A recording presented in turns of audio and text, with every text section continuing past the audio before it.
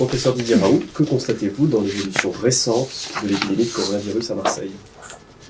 On voit que le nombre de cas est en train de s'effondrer à une vitesse étonnante, sans que nous, on ait changé nos paramètres de mesure, puisque nous utilisons les mêmes depuis le tout début, c'est-à-dire depuis janvier. Donc, depuis janvier, on teste de la même manière, on rend les résultats positifs avec le même niveau, c'est-à-dire le 35 CT. Et donc on voit sur ce premier travail que le pic a été atteint vers la fin du mois d'octobre, et que depuis ça n'arrête pas de descendre, et qu'on est passé du pic de cet épisode épidémique dans les gens qui venaient directement à l'IHU se faire détecter, de 219 à 26. Donc il y en a 10 fois moins maintenant, et la pente est en train de diminuer d'une manière absolument spectaculaire. Ceci se voit aussi si on est sur une plus grande échelle, c'est-à-dire là on teste à peu près 1500 personnes par jour. Là c'est tous les prélèvements qu'on nous envoie des hôpitaux, de l'extérieur, etc. On voit que c'est exactement la même tendance, et on voit que ceci se traduit avec un tout petit délai, ce qui est normal, dans le nombre d'hospitalisations qui décroît de manière très significative. Le nombre d'hospitalisations en réanimation est en plateau, mais c'est normal parce qu'il reste un certain temps en réanimation, mais on voit que ça n'augmente plus. C'est-à-dire qu'il n'y a pas plus d'entrées qu'il n'y a de sorties. Donc les choses paraissent stabilisées. Après, l'avenir est incertain, mais globalement, ce qui est en train de se passer, c'est un peu avec une pente qui est un peu de même nature que celle du premier acte, une diminution très rapide du nombre de cas. Alors, du coup, la question qu'on peut se poser, c'est, à laquelle on tente de répondre sur cette image, c'est, et à laquelle tout le monde va essayer de répondre maintenant qu'on commence à avoir des données, c'est quelle est l'importance des mesures sociales dans le contrôle de cette épidémie. Et là, vous voyez, on a représenté sous une autre forme l'épidémie telle qu'on l'a mesurée, nous, à Marseille, avec tous les patients de l'hôpital universitaire, pas que ceux de l'IHU, de l'hôpital universitaire.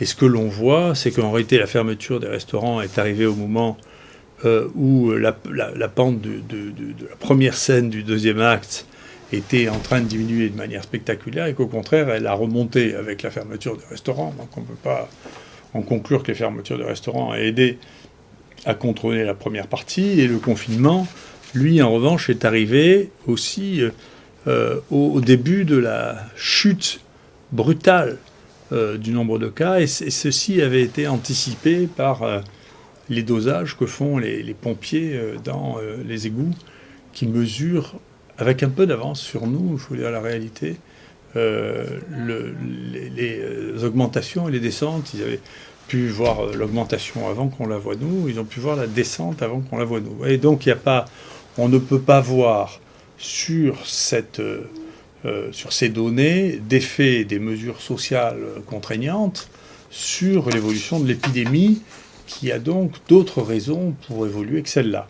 Alors, ceci est confirmé, il y a deux très jolis travaux qui sont à voir et à lire. L'un qui a été fait par Jean-François Toussaint dans Frontiers, et qui montre, vous voyez sur cette carte, quels sont les effets qui sont associés à une augmentation importante de la mortalité de la population, et quels sont les effets qui sont protecteurs.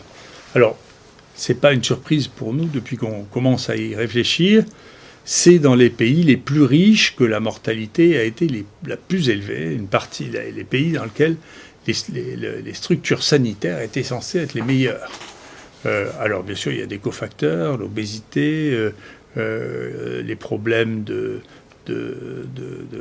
espérance de vie très longue, mais en plateau, le nombre de cancers, mais ça n'est pas lié au fait qu'il y ait un financement important de la santé. C'est paradoxal, c'est les pays dans lesquels il y a le financement de la santé le plus important, dans lesquels il y a la mortalité la plus élevée. Alors, qu'est-ce qu'il y a de plus protecteur? C'est ce côté-là.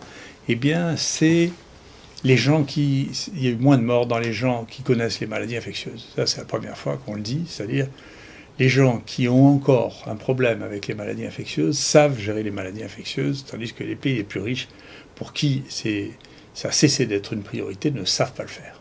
Et donc ça, c'est une vraie priorité dans les pays dans lesquels la mortalité par maladie infectieuse reste une cause importante de mortalité.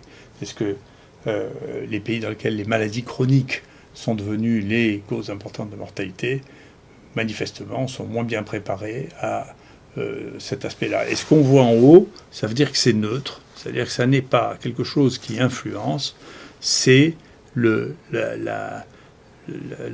mesures sociales de contraintes et de leur effet sur le fait qu'il y ait plus ou qu'il y ait moins de morts. Donc on voit là-dessus, il y a un paradoxe que moi je souligne depuis longtemps, c'est les plus riches qui ont payé le tribut le plus élevé, et une des explications, c'est celle-là, c'est ceux qui ont le plus d'habitude des maladies infectieuses. Un autre travail que je vous recommande, qui est accessible aussi, qui est un travail...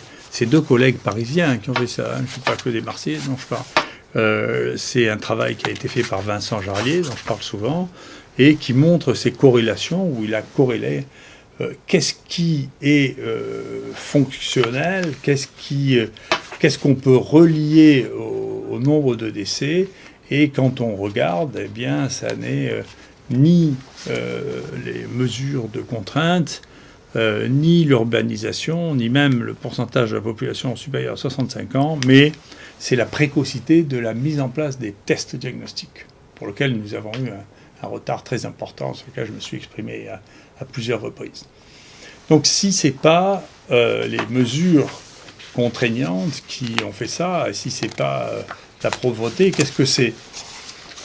Bien moi, ça fait un moment que je dis qu'en réalité, ça n'est pas la même épidémie à laquelle nous assistons depuis le début. Il y a des variants différents.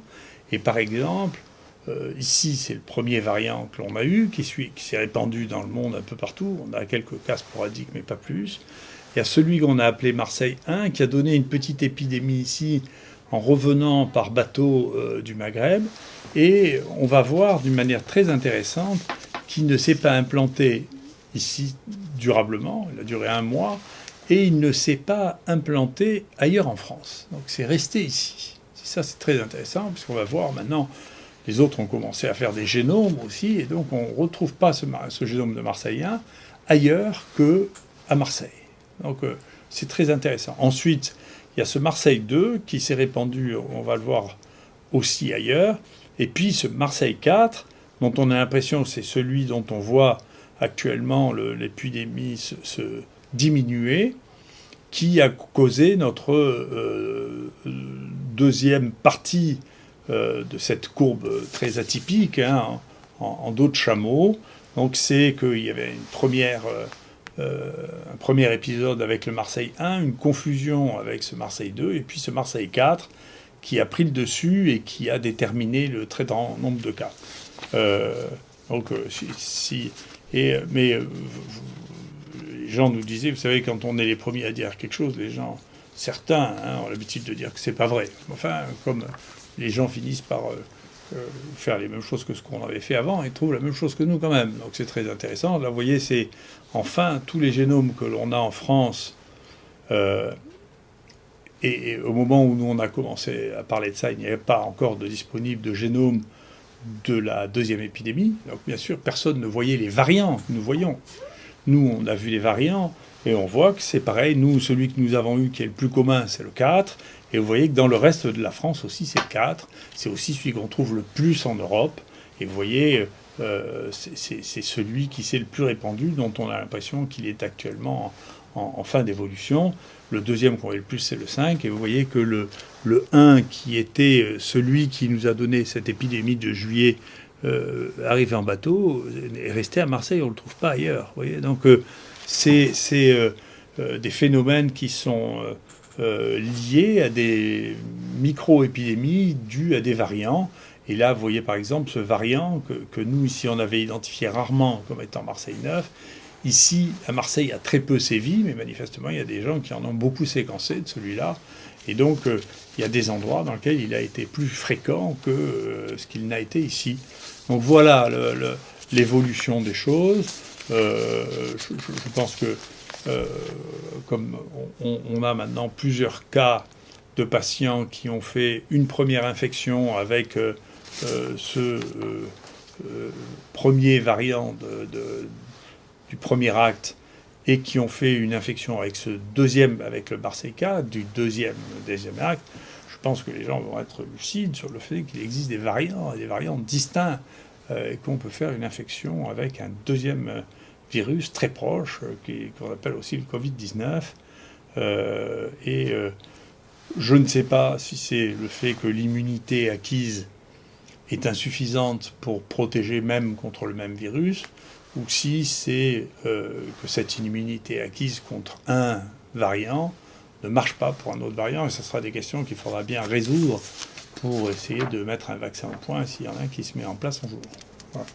Et enfin, la dernière chose, je suis content, là aussi, les choses se clarifient dans plusieurs journaux très importants, dont un que j'ai mis en ligne sur le British Medical Journal, et plusieurs des gens commentent, et j'ai vu que même l'OMS dit ça, ne recommande plus le remdesivir, qui est un médicament qui ne marche pas. Je voudrais bien qu'en France, on en prenne acte aussi, et qu'on arrête de recommander, perfuser le remdesivir, qui est un produit complètement inutile, et qu'on met par perfusion pendant 10 jours, ce qui est dangereux. Il ne faut pas faire ça, il faut s'arrêter. Tout le monde le sait maintenant. Et je pense que petit à petit, les gens vont prendre la mesure de tout ce qui s'est passé autour du remdesivir, parce que le scandale du Lancet Gate, qui essayait de faire croire que l'hydroxychloroquine était un produit toxique, n'était que l'autre face de la vente du remdesivir, qui est un produit qui ne sert à rien et qui est dangereux à utiliser. Et donc, une fois qu'on aura mis les deux faces en face l'une de l'autre, eh bien, l'étendue du désastre apparaîtra à tout à chacun. Merci beaucoup.